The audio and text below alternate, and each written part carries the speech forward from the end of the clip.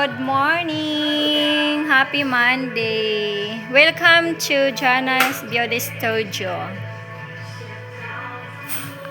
A new build, a new renovation of Jana's Studio.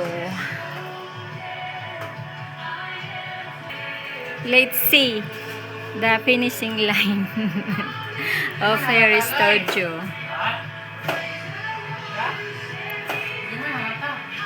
Gipangkapoy ang tanan, gipangkapoy gyud. Mauna iya na lang og ingkod sa kadaplinan og naay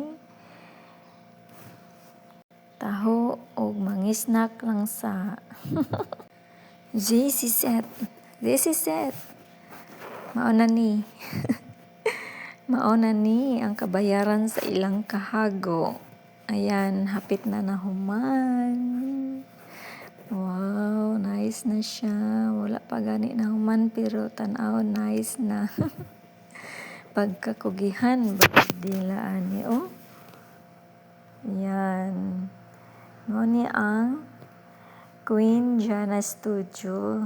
Nag-renovate yun si Queen Jana Studio para comfortably ang iyahang client. No, pinangga kay niyang client, no. Nag-renovation yun siya para sad na ay center of attraction para sa client.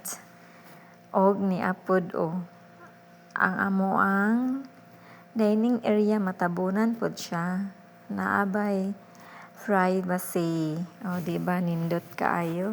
Inana gyud magplano si Queen Jana para sa iyang story. Very good kaayo. Og dirita maglantaw-lantaw gikan sa gawas paingon sa sulod ug mao ni ang fall nga area ang Hitsura. O di ba?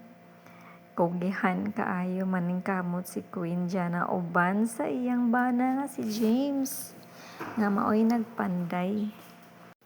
Partner yun ni silang duha o compatible kay puro kugihan. Kugihan mo panday, kugihan mag-renovate, kugihan kayo. Ay, mga kugihan kayo. Diba eh? Kugihan yun as in.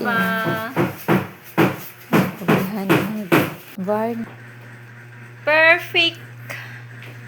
Perfect, sweetheart, Jana. Perfect.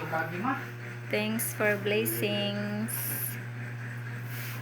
Wow, pahuman na gid siya. Mag-rearrange na niyon niya.